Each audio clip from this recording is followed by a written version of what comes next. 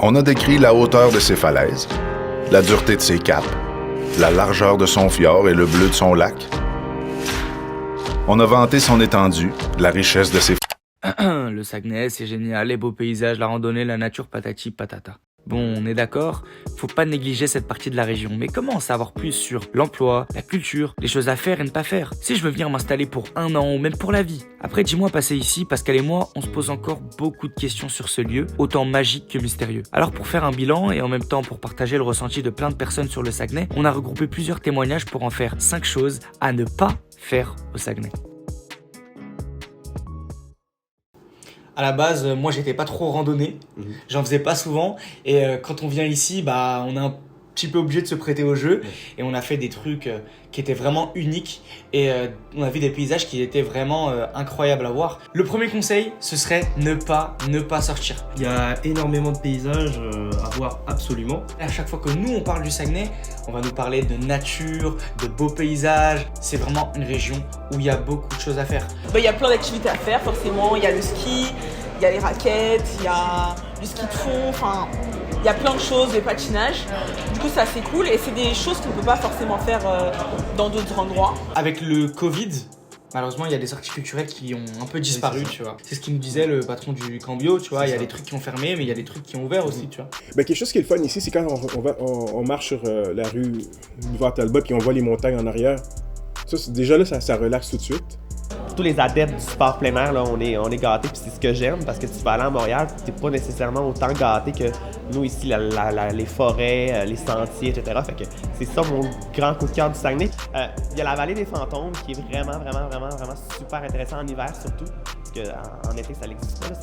La neige est vraiment, la neige nous entoure et les arbres sont quasiment à notre hauteur, puis c'est comme si on était vraiment au pôle Nord, disons. Fait que ça, c'est vraiment à faire. Après, il reste toujours les activités un peu clichés de la région, le ski, les chiens de traîneau. On va pas rentrer en détail dans ces activités parce qu'avec un peu de recherche, vous pouvez trouver des infos. Mais c'est des activités à faire parce qu'elles sont à proximité et pas chères.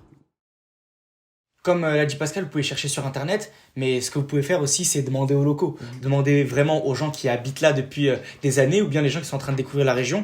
Et ça nous amène à un autre point qui est ne pas être timide. Ne pas être timide, c'est vraiment la clé au Saguenay, la clé au Québec, la clé au Canada tout entier. Parce qu'effectivement, on a une population qui va être vraiment très accueillante. Moi, je me souviens, le jour où on est arrivé à Montréal et on était un peu perdu dans le métro, ça se voyait. On n'a rien demandé à personne, mais quelqu'un est venu nous aider. Ça, c'est vrai qu'il y a des pays où cette culture-là de l'entraide, elle se perd. On est vraiment dans un endroit où, justement, ici, elle se cultive et ça fait vraiment plaisir à voir. Est-ce que tu aurais des choses à conseiller, à faire, des comportements à adopter pour les personnes qui arrivent dans la région et qui voudraient s'installer comme toi, pour prendre ton exemple? Non, peut-être tout simplement être ouvert. Être ouvert aux gens, ne pas hésiter à aller parler aux gens. Les gens qui habitent ici sont très gentils, les Québécois sont très gentils en règle générale. Rien de mieux que parler avec des gens pour les locaux notamment. Par les retours qu'on a eus et notre expérience personnelle, les Québécois sont super ouverts. Faut pas avoir peur de parler aux gens. Mais depuis que je travaille ici, avant je parlais pas forcément aux gens. Et depuis que je travaille ici, j'ai découvert qu'il y avait plein de trucs que j'avais pas fait. Les gens ils me conseillent des galeries d'art, des expositions, des randonnées, des trucs à visiter. Donc vraiment le grand conseil c'est de ne pas hésiter à parler aux gens. Nous, on a vu des amis à nous trouver du travail juste en discutant avec des gens. Ouais. Tu vas discuter avec quelqu'un qui quitte son travail, qui possède une entreprise et là, du tac au tac, avec une discussion, tu peux trouver du travail. Et ça nous amène au troisième conseil qui est ne pas chômer. Ce qui m'a étonné ici, c'est que c'est très facile de trouver du travail. Parce qu'on est vraiment allé imprimer un CV, on est allé le déposer et le lendemain, on a commencé à travailler. C'est ça. On croit en toi et tes compétences, on te laisse ta chance et tant que tu es motivé, tu peux trouver du travail. Il y a vraiment une demande hyper importante pour le travail, ça fait qu'ils prennent très vite. La Covid, ça a détruit un bon nombre de business. Ouais, c'est clair.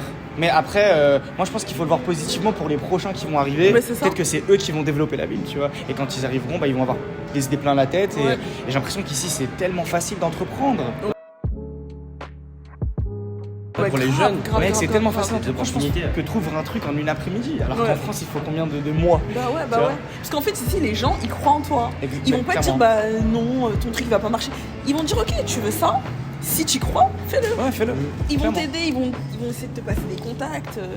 Ça va être. Ouais, ils vont vraiment te pousser à le faire. C'est un autre monde. Qu'est-ce qui te différencie, c'est que tout est à faire ici.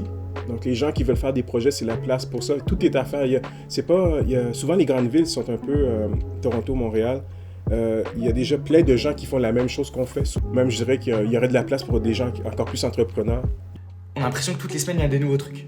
Toutes les semaines, il y a de nouveaux commerces. On peut aller un jour, il y a un restaurant, le lendemain, il y en a un nouveau. Dans la partie centre commercial, on a toujours des nouveaux commerces qui s'ouvrent, des nouveaux projets qui sont ouverts. Et c'est vraiment un lieu pour entreprendre qui est plein d'opportunités. Du coup, voilà, faut savoir que d'abord à Montréal, tout est déjà fait, donc il n'y a plus rien à voir, plus rien à faire en quelque sorte. Tandis qu'ici, il y a tout à faire et voilà. Il y a beaucoup d'avenir.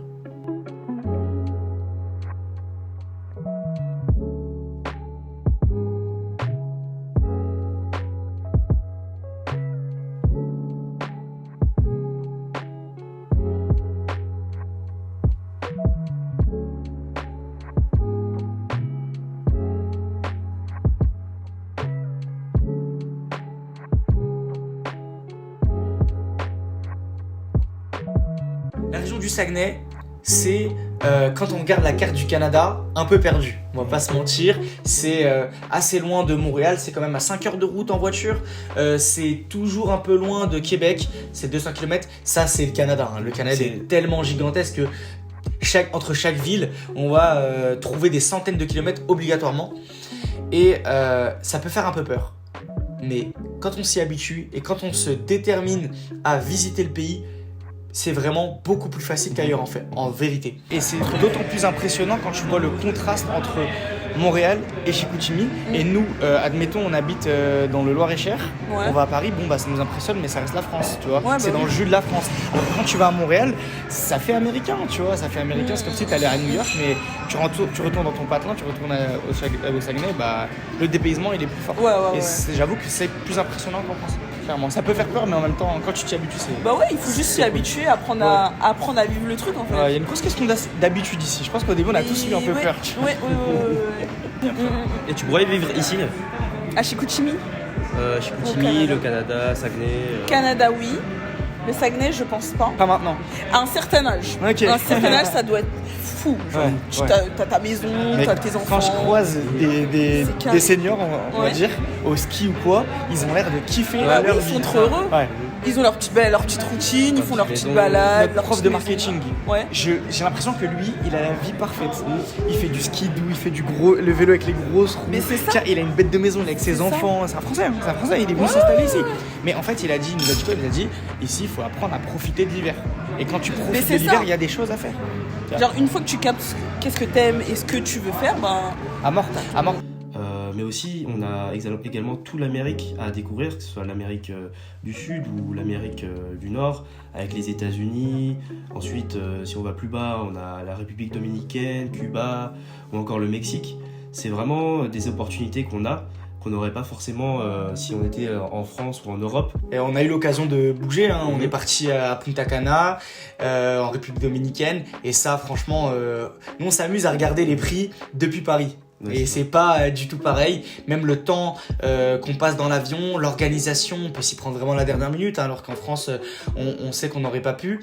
On a visité aussi New York, qui est une ville assez importante à faire dans une vie, donc le Saguenay apporte encore une fois de nouveaux paysages qui sont plus accessibles, toujours plus proches, toujours plus faciles d'accès. Et le conseil qu'on pourrait vous donner pour finir ce top, ce serait quitter le Saguenay. Quitter le Saguenay pour effectivement passer des vacances, prendre du bon temps, aller en week-end, c'est un bon tremplin pour visiter ces endroits-là.